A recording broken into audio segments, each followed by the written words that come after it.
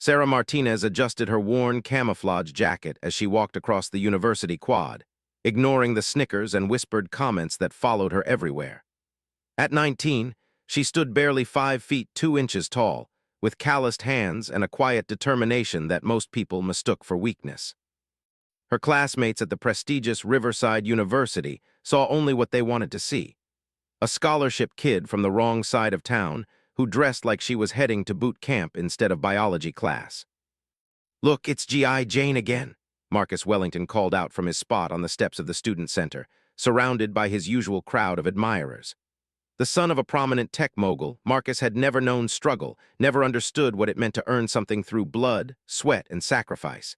His designer clothes cost more than Sarah's family made in a month, and he never let anyone forget it. Sarah kept walking, her jaw set in a line that her younger brother Miguel would have recognized as dangerous. She had learned long ago that responding to bullies like Marcus only made things worse.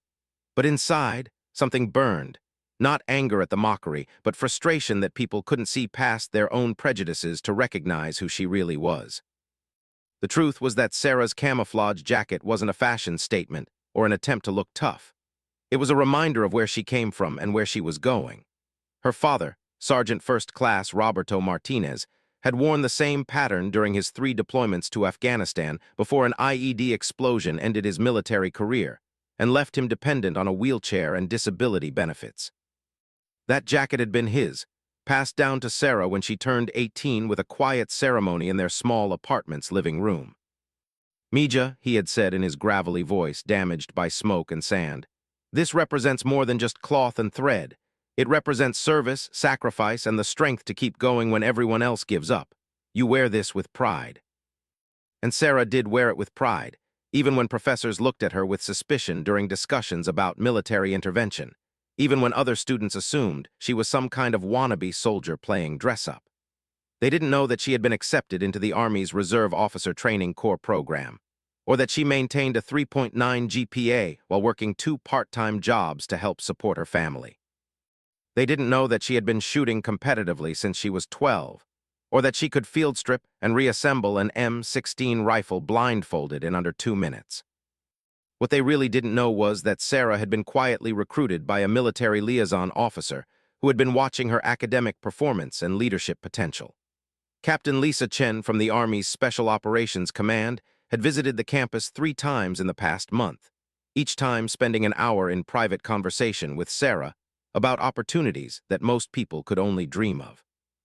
As Sarah reached the far end of the quad, she pulled out her phone and checked the time. She had 15 minutes before her advanced chemistry class, enough time to review her notes on explosive compounds, a subject that had taken on new relevance since her conversations with Captain Chen. The coursework was challenging, but Sarah had always excelled when the stakes were high. Behind her, Marcus and his friends continued their commentary, their voices carrying across the open space with casual cruelty. "I heard she's from some trailer park across town," one of them said with a laugh. "Probably thinks wearing that Army surplus garbage makes her look military." "Someone should tell her this isn't Halloween," another voice added, and the group erupted in laughter that echoed off the brick buildings surrounding the quad. Sarah's phone buzzed with a text message from an unknown number. "Training exercise tomorrow, 800 hours, University Athletic Field. Are you ready to show them who you really are? Captain C." A small smile played at the corners of Sarah's mouth as she typed back a simple response. "Roger that." What Marcus and his privileged friends didn't understand was that their mockery was about to become irrelevant. Sarah had spent the past 2 years not just earning her degree, but preparing for something much bigger. Her weekends weren't spent at parties or shopping. They were spent at the local shooting range, where she consistently outperformed former Marines and police officers. Her evenings weren't filled with social media and television. They were devoted to studying tactical manuals and military history. The next 24 hours would change everything, but Sarah was the only one who knew it. As she climbed the steps to the science building, she could hear Marcus still holding court behind her, his voice full of the kind of confidence that came from never being truly tested. That confidence was about to face its first real challenge, and Sarah couldn't help but look forward to the moment when assumptions met reality. Her classmates saw a girl in old camouflage trying too hard to fit in. Tomorrow, They would discover they had been looking at a future special operations officer who had already proven herself worthy of consideration for one of the military's most elite programs. The jacket they mocked wasn't a costume. It was a uniform in waiting, worn by someone who understood exactly what it meant to serve something greater than herself. The transformation was coming, and Sarah was ready. The morning sun cast long shadows across the university's athletic field as students gathered for what they thought was a routine campus event. Word had spread through social media about some kind of military demonstration scheduled for 8 o'clock, though details remained mysteriously vague. Marcus Wellington arrived with his usual entourage, designer coffee in hand, and an air of amused superiority about whatever show the university had planned. Sarah Martinez stood near the equipment shed, her camouflage jacket zipped up against the cool morning air. She watched the crowd grow, nodding familiar faces from her classes, professors she recognized, and campus security officers positioning themselves around the perimeter. Most students had their phones out, ready to capture whatever entertainment was about to unfold. "I bet it's some recruiting stunt," Marcus announced loudly enough for half the field to hear. "Probably trying to get poor kids to sign up with promises of college money they'll never see." His girlfriend, Ashley Brennan, giggled and took a selfie with the gathering crowd in the background. "At least it'll be more interesting than Professor Wilson's economics lecture," she said, adjusting her perfectly styled blonde hair. What none of the students knew was that this demonstration had been months in the planning, coordinated between the university administration and the Department of Defense, as part of a new outreach program designed to showcase military capabilities to future leaders. The timing was no coincidence. It came just days after several high-profile incidents where military personnel had been disrespected on college campuses across the nation. Captain Lisa Chen stood near a temporary command post that had been erected before dawn, speaking quietly into a radio headset. She wore dress blues that gleamed in the morning sunlight, her ribbons and badges telling the story of a distinguished career that had taken her from the streets of San Francisco to the mountains of Afghanistan and back, to recruiting the next generation of warriors. "Eagle 1, this is ground control," she spoke into her microphone. "Field is secure, crowd is assembled, we are go for demonstration." The response crackled back immediately. "Ground control, Eagle 1, we have visual on the field, beginning approach in 60 seconds. Sarah felt her heart rate increase as she checked her watch. In less than a minute, her two worlds were about to collide in a way that would leave everyone on that field with a completely different understanding of who she was and what she represented. Marcus continued his commentary, unaware that his voice was being clearly picked up by recording equipment positioned around the field. "Look, there's little Miss Soldier Girl," he said, pointing directly at Sarah. "Bet she thinks this is her big moment to show off." Several students turned to look at Sarah, some laughing at Marcus's observation. She stood perfectly still, her posture military straight, her eyes focused on a point in the distant sky that only she seemed to be watching. Professor David Hamilton from the Political Science Department frowned at the mocking tone in the crowd. He had served briefly in the Navy before entering academia and recognized something in Sarah's bearing that the students were missing. The way she held herself, the alertness in her eyes, the calm confidence despite being surrounded by people who clearly didn't respect her. These weren't the characteristics of someone playing soldier. They were the traits of someone who had already earned the right to wear the uniform. The sound started as a distant rumble, barely audible over the chatter of the crowd. But Sarah heard it immediately, and a small smile crossed her face for the first time that morning. Within seconds, the rumble grew to a thunder that captured everyone's attention, causing conversations to stop and heads to turn skyward. 3 black helicopters appeared on the horizon, flying in perfect formation at a height that made them clearly visible but maintained safe distance from the civilian population. The lead aircraft was a U-60 Black Hawk, its distinctive silhouette unmistakable against the blue sky. Flanking it were 2 smaller reconnaissance helicopters, their rotor wash creating visible disturbances in the air even from their altitude. The crowd fell silent as the formation approached, the professional precision of the flight pattern commanding respect even from those who had never served. Cameras and phones pointed skyward as the helicopters began a coordinated demonstration of aerial maneuvers that showcased both individual skill and team coordination. Marcus's coffee cup slipped from his suddenly nerveless fingers as the full implications of what he was witnessing began to dawn on him. This wasn't some simple recruiting presentation or routine flyover. The level of coordination, the quality of the aircraft, and the precision of the demonstration spoke to something much more significant. Captain Chen's voice carried across the field through a portable PA system. Ladies and gentlemen, what you are witnessing is a demonstration of the capabilities and professionalism of the United States Army's Special Operations Aviation Regiment. These aircrews represent the highest level of training and dedication in military aviation. The lead Black Hawk began a controlled descent toward a predetermined landing zone marked with orange cones at the far end of the athletic field. The rotor wash kicked up dust and debris, causing spectators to shield their eyes and step back from the powerful downdraft. As the helicopter settled onto the grass with mechanical precision, Sarah began walking toward it with purposeful strides that left no doubt about her destination. The crowd watched in stunned silence as she approached the aircraft, her camouflage jacket now looking less like a fashion statement and more like exactly what it was, a symbol of belonging to something greater than any of them had understood. The mockery died in Marcus's throat as he realized that the girl they had all dismissed was somehow connected to this impressive display of military might. Whatever was about to happen next would clearly demonstrate that their assumptions about Sarah Martinez had been dangerously wrong. The Black Hawk's engines wound down to an idle as the crew chief stepped out and immediately scanned the crowd with professional alertness.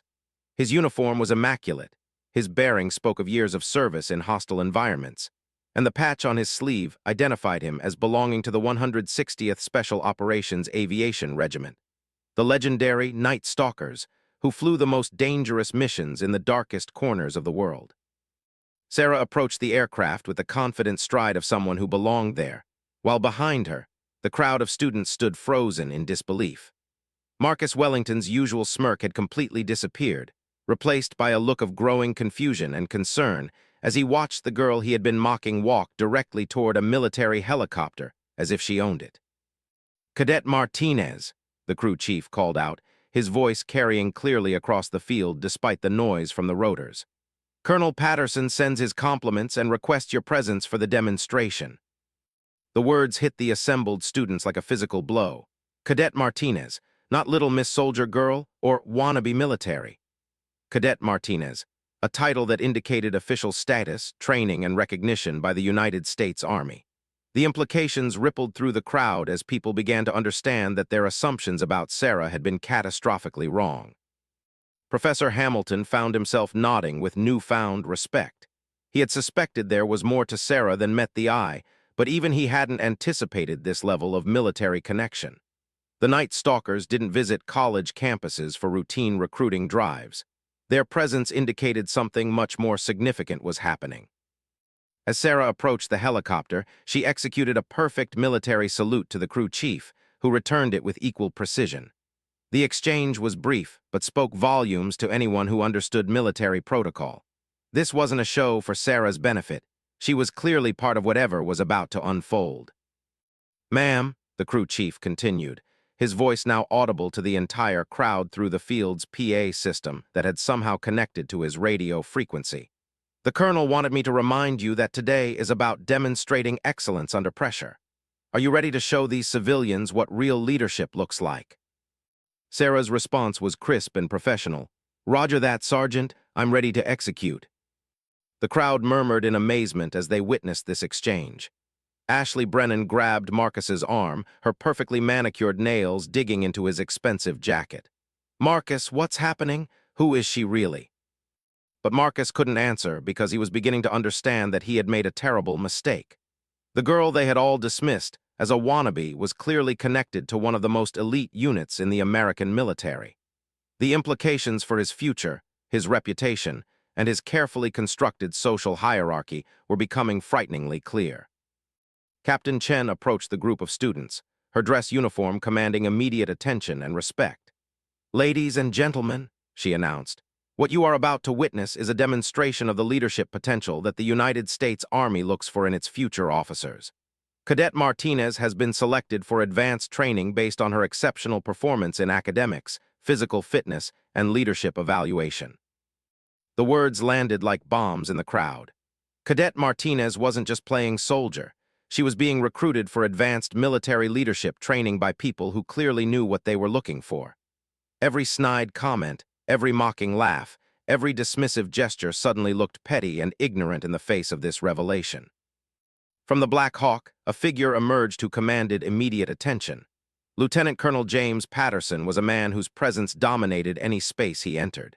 His uniform was adorned with ribbons and badges that told the story of multiple combat deployments, special operations training, and a career spent leading America's finest warriors. When he spoke, people listened. "Cadet Martinez," he called out, his voice carrying the authority of someone accustomed to being obeyed without question. "Are you prepared to demonstrate the leadership principles we discussed during your evaluation?" Sarah's response was immediate and confident. "Yes, sir. I'm ready to proceed with the demonstration." The colonel nodded and gestured toward a series of obstacles that had appeared on the field while everyone's attention had been focused on the helicopter. Military personnel were rapidly setting up what appeared to be a complex tactical course involving physical challenges, problem-solving elements, and leadership scenarios. "Students of Riverside University," Colonel Patterson's voice boomed across the field, "you are about to witness a demonstration of the kind of individual the United States Army considers worthy of investment in advanced leadership training. Cadet Martinez will be executing a series of challenges designed to test decision-making under pressure, physical capabilities, and the ability to lead others through complex situations." Marcus felt his stomach drop as the full implications became clear. This wasn't just a military demonstration. It was a public vindication of everything Sarah represented, and a very public embarrassment for everyone who had mocked her. The girl they had dismissed was about to prove her worth in front of the entire university community, with military professionals evaluating her performance. But the most shocking revelation was yet to come.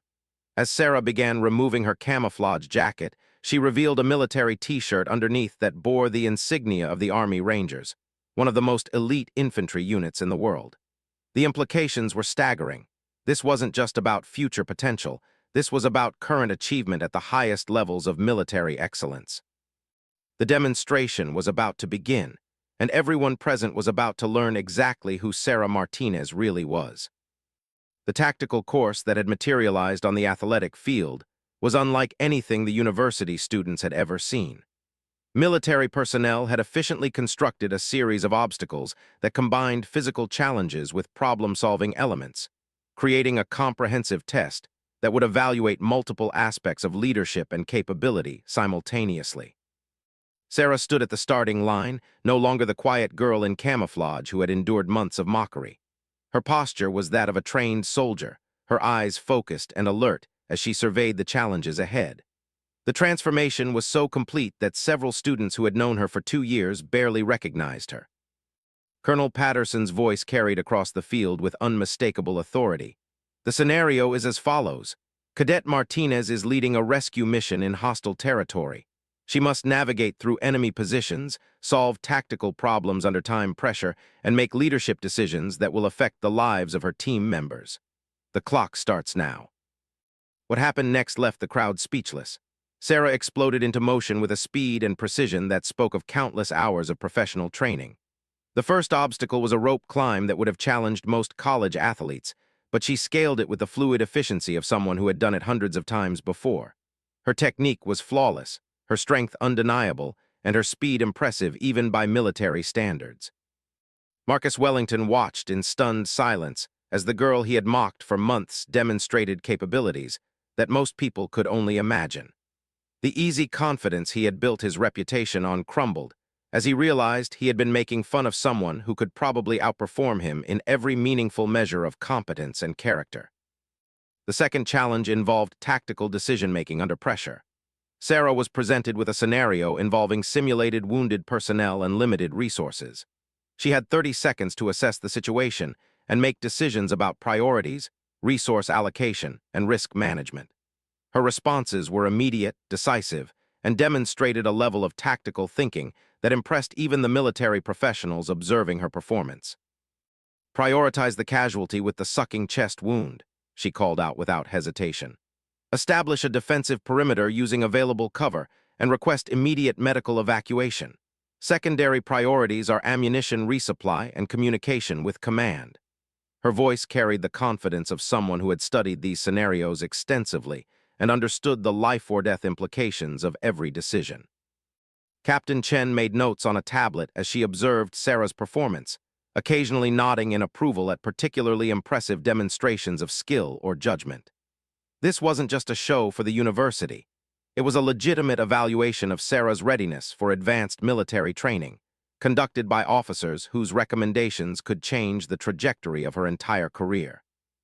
The third obstacle required both physical capability and mental acuity. Sarah had to carry a weighted pack while navigating through a complex route that included crawling under barriers, jumping over obstacles, and solving mathematical problems at each checkpoint. The combination of physical stress and mental challenge was designed to simulate the conditions that military leaders face in combat situations. As Sarah moved through this section, her breathing remained controlled despite the obvious physical demands. The pack she carried weighed 40 pounds, standard for military operations, and she handled it as if it were empty. Her movements were economical and efficient, wasting no energy on unnecessary motion while maintaining speed that would have challenged trained infantry soldiers. Professor Hamilton found himself recalculating everything he thought he knew about leadership and capability. Sarah's performance was revealing qualities that couldn't be taught in classrooms or learned from textbooks. This was the kind of natural leadership ability that military organizations spent enormous resources to identify and develop. The fourth challenge involved marksmanship with a modified training rifle that used laser technology to simulate live fire without actual ammunition. Sarah assumed a shooting position with the casual expertise of someone who had been handling weapons since childhood. Her stance was textbook perfect, her breathing controlled, and her focus absolute. When she began engaging targets at various distances, the results were immediately visible on electronic displays that showed hit locations. Every shot found its mark with precision that would have been impressive from a trained sniper, let alone a college student. The grouping of her shots at 200 meters was tight enough to cover with a quarter, demonstrating marksmanship skills that took years to develop. The crowd watched in amazement as target after target fell to Sarah's accurate fire. Marcus felt sick as he realized that the girl he had been mocking could probably outshoot professional police officers and military personnel. His carefully constructed sense of superiority was collapsing under the weight of undeniable evidence of Sarah's exceptional capabilities. But the most challenging test was yet to come. Colonel Patterson announced the final scenario.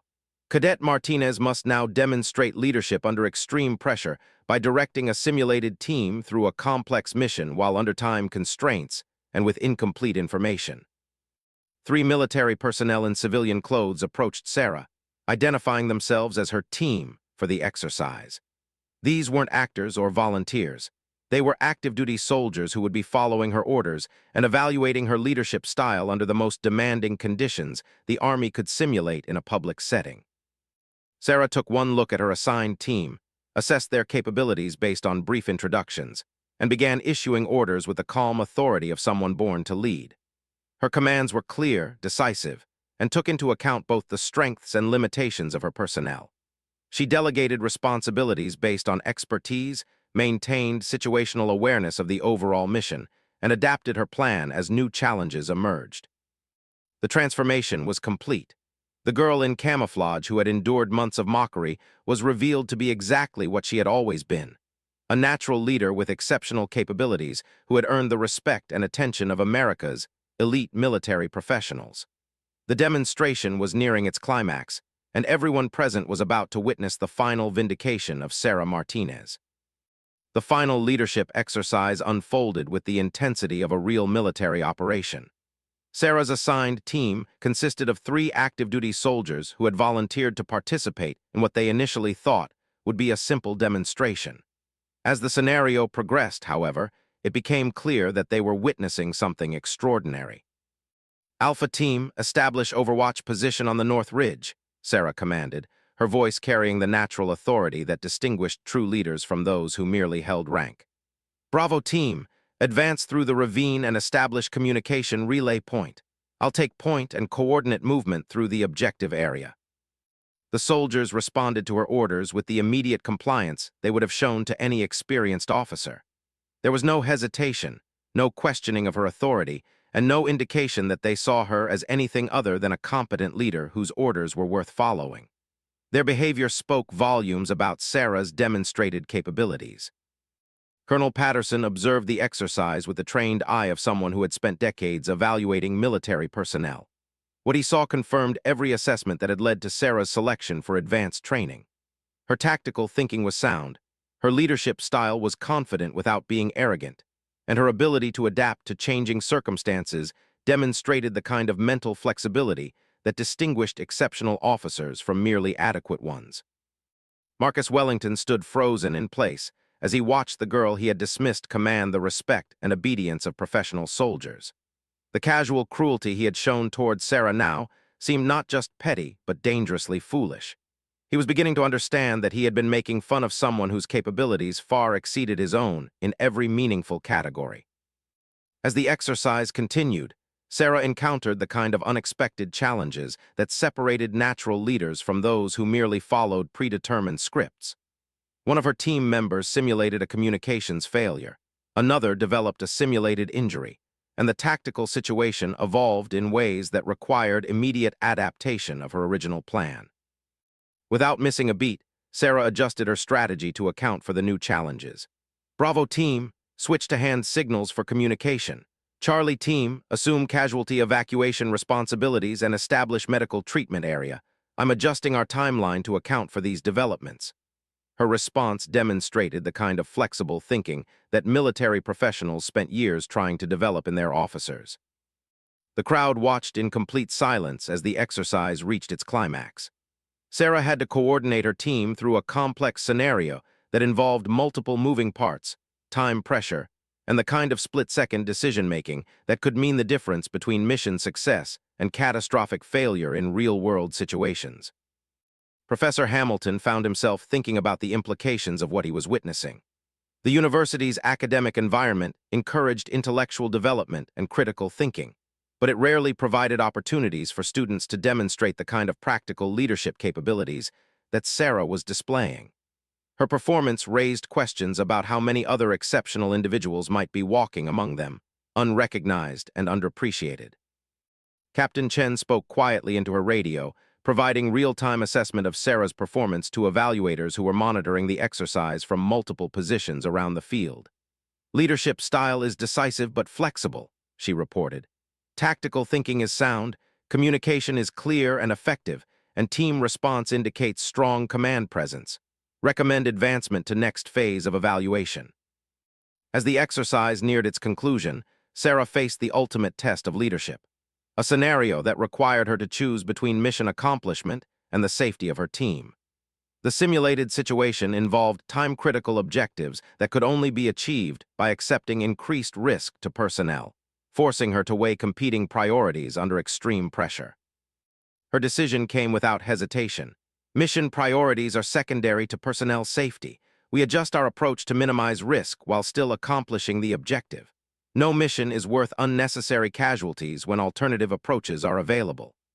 The response demonstrated the kind of moral clarity and sound judgment that distinguished great leaders from those who merely followed orders. The soldiers on her team exchanged glances that spoke volumes about their assessment of Sarah's leadership potential. These were experienced personnel who had served under various commanders, and they recognized authentic leadership when they saw it. Their body language and facial expressions indicated that they would have been proud to serve under Sarah's command in actual military operations. As the exercise concluded, Colonel Patterson approached Sarah with the measured stride of someone about to deliver important information.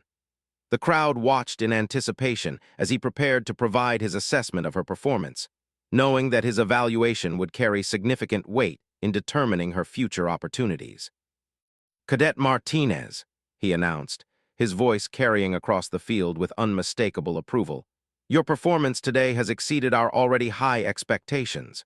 You have demonstrated the kind of leadership potential that the United States Army considers suitable for our most demanding assignments." The words landed like thunderclaps in the crowd.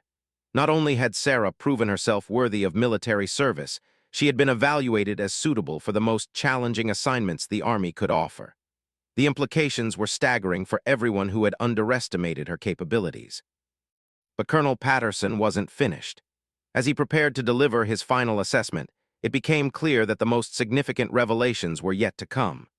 The demonstration had been impressive, but the full scope of Sarah's achievements and future opportunities was about to be revealed to everyone who had dismissed her as just another wannabe soldier playing dress-up. The transformation was nearly complete, and the final vindication was about to unfold before an audience that would never again make assumptions about quiet determination and hidden capabilities. Colonel Patterson stood before the assembled crowd, his presence commanding absolute attention as he prepared to deliver information that would forever change how everyone viewed Sarah Martinez. The Black Hawk's rotors had stopped completely, creating an almost ceremonial silence that seemed appropriate for what was about to unfold. "Ladies and gentlemen," the colonel began, his voice carrying the weight of official authority, "what you have witnessed today represents the culmination of an 18-month evaluation process. Cadet Martinez has been under consideration for acceptance into the United States Army's Special Forces Qualification Course, one of the most demanding leadership development programs in the world." The revelation hit the crowd like a physical blow. Special Forces, the Green Berets, represented the absolute pinnacle of military excellence. The fact that Sarah had been under consideration for such an elite program meant that her capabilities had been recognized at the highest levels of military leadership for more than a year. Marcus Wellington felt the ground shifting beneath his feet as the full implications became clear. Every cruel comment, every mocking gesture, every dismissive laugh had been directed at someone who had already proven herself worthy of consideration for America's most elite military units. His carefully constructed social hierarchy was collapsing under the weight of his own ignorance and prejudice. Furthermore, Colonel Patterson continued, based on her academic performance, physical fitness assessments, leadership evaluations, and today's demonstration, I am authorized to inform Cadet Martinez that she has been formally accepted into the program, effective immediately upon her graduation from university. The crowd erupted in amazed murmurs as they processed this information. Sarah Martinez, the girl they had dismissed as playing soldier, had been accepted into a program that most professional military personnel could only dream of joining. The achievement represented recognition of exceptional capability by people whose judgment carried international respect. Captain Chen approached Sarah and extended her hand in congratulations, but her gesture carried significance beyond simple celebration. "Cadet Martinez," she announced, "your acceptance into Special Forces training comes with an immediate promotion to second lieutenant upon commissioning and assignment to a preparatory program that will begin this summer." The words represented a complete vindication of everything Sarah had endured. Not only had her capabilities been recognized, but she was being fast-tracked through a career progression that typically took years to achieve. Her quiet determination and hidden excellence had earned her opportunities that would position her for leadership at the highest levels of military service. Professor Hamilton found himself applauding spontaneously, his academic appreciation for intellectual achievement extending to respect for this different but equally impressive form of excellence. Around him, other faculty members and students began joining in recognition of what they had witnessed, a demonstration of capabilities that transcended their previous understanding of student potential. Sarah accepted the congratulations with the same quiet dignity she had shown while enduring months of mockery. Her response was characteristically understated. "Thank you, sir. I'm honored by this opportunity and ready to begin the next phase of training." But her eyes reflected a satisfaction that spoke to years of preparation and sacrifice finally being acknowledged. The Black Hawk crew chief approached Sarah with a package that had clearly been prepared in advance. "Ma'am," he said with obvious respect, "Colonel Patterson wanted you to have this." The package contained a set of gold bars indicating her future rank of second lieutenant, along with an official letter of acceptance bearing the seal of the United States Army Special Operations Command. As Sarah examined the contents of the package, Marcus Wellington made a decision that would require more courage than he had ever demonstrated before. He approached Sarah directly, his usual arrogance replaced by genuine humility and shame. The crowd watched in tense silence as he prepared to address the person he had spent months humiliating. "Sarah," he began, his voice barely audible in the quiet that had fallen over the field. "I owe you an apology that I know can never be adequate for how I've treated you. I was wrong about everything, and I'm ashamed of my behavior." His words carried the weight of genuine remorse and recognition of his own failures. Sarah looked at Marcus for a long moment before responding with characteristic grace. "Marcus, we all make mistakes in judgment. What matters is what we learn from them and how we grow." Her response demonstrated the kind of mature leadership that had earned her recognition from military professionals. Colonel Patterson interrupted the exchange with information that provided final context for everything that had unfolded. "Ladies and gentlemen, I want you to understand that what you've witnessed today represents something extraordinary. Cadet Martinez's selection for Special Forces training makes her part of less than 1% of military personnel who are considered suitable for such assignments." The statistics drove home the magnitude of Sarah's achievement. She hadn't just proven herself competent or even exceptional. She had demonstrated capabilities that placed her among the most elite performers in the most demanding profession in the world. Her quiet excellence had earned recognition at levels that most people could barely comprehend. As the demonstration concluded and the military personnel began preparing for departure, Sarah's transformation was complete. The girl in camouflage who had endured months of mockery had revealed herself to be exactly what she had always been, an exceptional individual whose capabilities had been recognized by people whose judgment was beyond question. The Black Hawk's engines began winding up for departure, but the impact of what had occurred would resonate long after the aircraft disappeared into the distance. Everyone present had learned valuable lessons about assumptions, prejudice, and the danger of dismissing quiet excellence. More importantly, they had witnessed the vindication of someone who had never doubted her own worth, even when surrounded by people who failed to recognize it. As Sarah walked back across the quad toward her next class, she wore her father's camouflage jacket with the same pride she had always carried. But now everyone who saw her understood exactly what that pride represented.